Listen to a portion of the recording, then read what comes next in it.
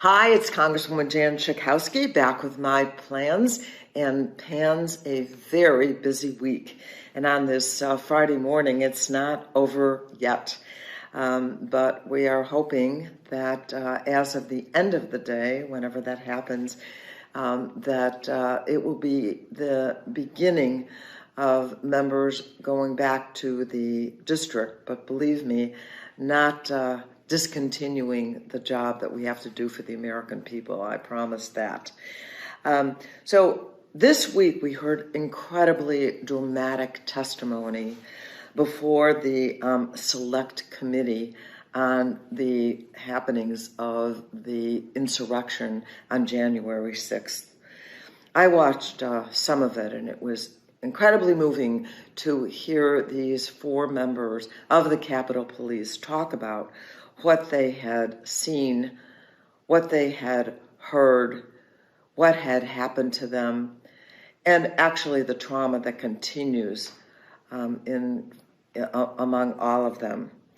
It was incredible, the kind of danger that they were in, and the person I heard, the first member of the Capitol Police, who had been in combat, said never had he thought he would be in combat against Americans who were trying to kill him. He thought that he was going to die that day.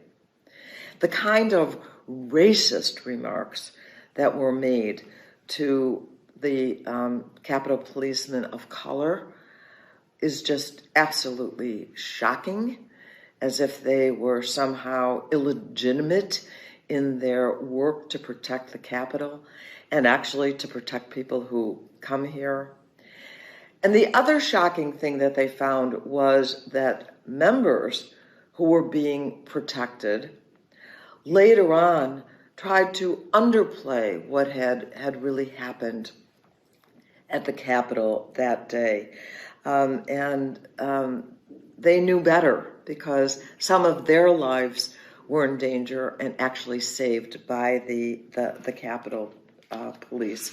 So it was, I think anyone who saw that understood in a different way, in a very personal way, just how significant and dangerous this insurrection really was. And that to add insult to injury, yesterday, Representatives Matt Gaetz, Paul Gosar, Louis Gohmert, and Marjorie Taylor Greene did a protest at the D.C. jail complaining about the way that the people who were arrested are being treated, the poor treatment that they were getting, talking about the insurrectionists.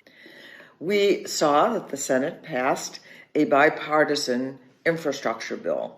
It's not done yet, because the House hasn't weighed in on some of the changes that we'd like to see, but it did have 17 Republicans who voted in favor of it. That is a good sign that we're moving along. And it includes things, of course, like roads and bridges and some major projects. It also has public transportation, which is so incredibly important. Only about a third. Roads and bridges have a good deal more. There's some passenger rail. I hope it will include some high-speed rail. It's kind of embarrassing that the United States is so far behind, and freight. There's also broadband, which we have been saying for a very long time, and we've been hearing not only from rural communities but underserved communities that we need more broadband access. Ports and waterways are included. What's not sufficiently included are those things that would make for clean energy, clean cars, reducing our carbon emissions. This is very important in this climate crisis that we face. And I certainly want to see this package on auto safety that I really shepherded originally in the House bill. So there's still going to be some bipartisan and bicameral discussion, meaning House as well as the Senate. I introduced a number of bills this week. Wanted to tell you about a few of them. I introduced the Food Chemistry Reassessment Act of 2021.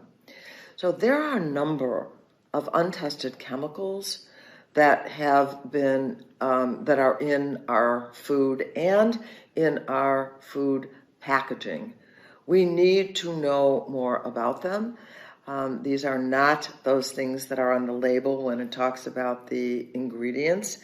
And so this will delve deeper into what are we actually ingesting. In commemoration of the 31st anniversary of the Americans with Disability Act, I introduced what we call the Eleanor Smith Inclusive Home Design. I think I may have mentioned this before. There is no magic to building a home, especially one that is made that includes federal dollars in contributions or federal support, that will have at the get-go some accessible features, such as a wider doorway, so you don't have to replace a bathroom door as you try to age in place. That would have make sure that there would be lower accessibility to outlets, that there would be a single floor, no step entry into one of the doors within the home, because sometimes people are forced into institutions and to nursing homes just because they can't afford the rehabilitation. So let's make sure that at least that housing that we as taxpayers support ought to be accessible. So we named this after Eleanor Smith, who is a woman who fought very hard for this and also called it about visitability, so that people with disabilities would be able to visit you in your home without having to worry about that step or about going to the restroom. I also announced the Safer Beauty Bill package. It's 4 pieces of legislation. I want to tell you, I've been working on safe personal care products. That certainly would include makeup, but not only. It's the soaps that we use on our babies. It's the deodorant. It's the average of 12 personal care products that each individual in the United States uses. Oh, you're going to say yes, more for women, but I'm going to challenge that. I'm telling you, don't tell my husband Bob I said this, but I think he does use more products than I do, but just saying. But they're ubiquitous. Everywhere you look, we have things that we put, lotions and creams that we put on our body. We've had the Federal Food, Drug, and Cosmetics Act for many, many years. But the truth of the matter is, since 1938, the cosmetics piece of that, the personal care product piece of that, has really not been reviewed. And the United States is far behind other countries in actually removing toxic products, toxic ingredients from our products. And we have to do better. Health is threatened. And there are communities of color that are especially targeted, women and girls, especially black women and girls, are targeted with certain dangerous hair and other kinds of products, and we need to take a close look. I'm really looking forward to moving that Safer Beauty bill package, those 4 bills, and taking away the worry. I think most people think that somebody somewhere is protecting them, that these things are all tested, and it's just not true. And especially for the salon workers, the people who have to deal with these products every single day, they certainly deserve to know exactly what is in them and protected. And so we're going to move ahead on that. I've done it for years, tried to move these bills. I feel like the time is ripe right now. Yesterday I participated in perhaps one of the most, not just emotional, but I think effective hearings that dealt with neurodegenerative diseases, things like Alzheimer's disease and ALS, and had these amazing witnesses from my district. Brian Wallach and his wife Sandra, who flew here, not an easy trip for Brian. He has serious ALS and is disabled, and Sandra translates for him, really. His voice is quite soft, but also kind of hard to understand. He's having issues with being able to communicate. He's in a wheelchair. He was here on behalf of really thousands and thousands of people who have ALS, who want access to 2 drugs that have been with the federal, the FDA, and have been noted for having some effect on the length of life of people that have taken those. So there's some hope out there. Progress is being made on what has been an absolute death sentence, leading one of my longest-term dear friends to make a decision some years ago to take his own life, physician-assisted suicide, because there was no hope, and he wanted to pick his own time. But now there is some. And the FDA, that had a guidance that called for flexibility, has really not given that. And so what Brian and Sandra were here to ask on behalf of all these individuals who are diagnosed now with ALS to have access to these drugs, even if they haven't gone through all of the final testing that other pharmaceuticals may. The choice is really whether or not you're going to not get anything, not have anything to try, or to die. And so, I mean, everyone who saw the hearing, and as I said, that included family members with families with Alzheimer's disease, etc. And so we need help in this area, and hopefully, as a result, really, of this hearing that was so powerful, we're going to see some results. And I want to say to people who are suffering with these kinds of diseases, I lived through the time of when we had HIV/AIDS, and AIDS was considered a death sentence, like ALS. And people got together, and let's remember that this was not necessarily the most beloved community. It was mainly a community of gay men. Of course, it's certainly gone beyond that, but the organizing that went on, the demands to not take no for an answer, resulted finally in making HIV/AIDS chronic, and where you can live in really good health and have a normal life. And that's what the people with ALS and some of these other diseases really want to see. So that was an uplifting experience. There's also a letter that Anna Eshu, colleague of mine, who also happens to chair the health subcommittee that had this hearing on these neurodegenerative diseases, she and I sent a letter to Facebook because the Facebook says that they are now working to end misinformation and disinformation. And the district attorney general has asked for the data that would show that they're actually doing that.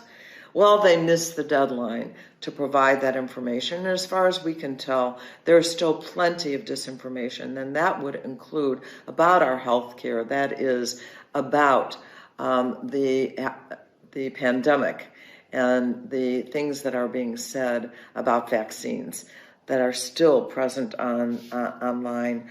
And so we were asking for that information as well to see what Facebook was doing. We sent a letter to Mark Zuckerberg, and hopefully we're going to get an answer. Okay, good news on women's reproductive rights. The appropriations bills that have often historically given money to protect the Hyde Amendment, which said that no federal dollars can go to abortion service, and the HELMS Amendment that said no U.S. foreign assistance dollars can go to countries, even those where abortion is legal, to assist or refer or have anything to do with abortion. Neither the Hyde nor the HELMS Amendment were in the appropriations bills. This is the first time in history ever for the HELMS Amendment to be gone. It started in 1973 from Jesse Helms and is gone. So the good news about the COVID pandemic, at least in the United States, was short-lived. We're back now to mask wearing in the halls of Congress and certainly on the floor of the House, and more when groups are meeting. There are arising around the country new mask rules. Some of our colleagues on the Republican side were so offended by the new mask rules that all day yesterday and the day before this week, one in particular was offering these motions to adjourn and all kinds of waste of time kind of things that we had to vote for on the floor, extending hour after hour just because they were mad that they could not take off their masks on the floor of the House and in the halls of Congress. In the meantime, what we do know is that the Delta variant, which is pretty much what the virus is right now in the United States, is the Delta variant, is so contagious. They say it's as contagious as chickenpox ever was and is, which is, those of us who have children know how contagious that is.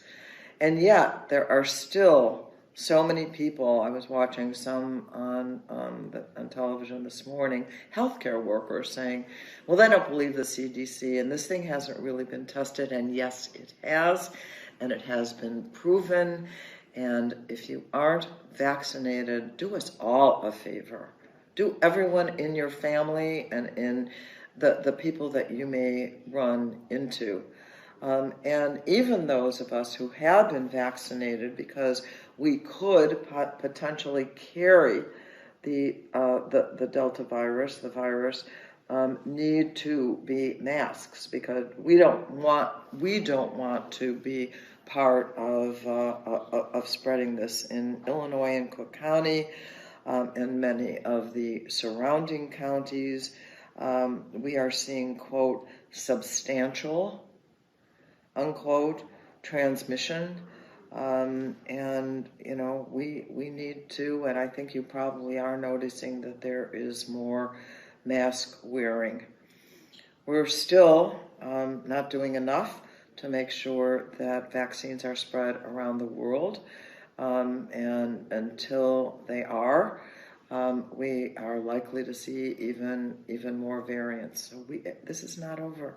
I'm so sad to say. It was feeling so much better, and now we have to take precautions once again that we had thought were behind us. They aren't. And so be healthy, be safe, and have a wonderful weekend. I'll see you next week. Thanks. Thank you for watching my video. Make sure you subscribe to my YouTube channel and follow me on Instagram, Twitter, and Facebook, where my handle is @Jan Schakowsky.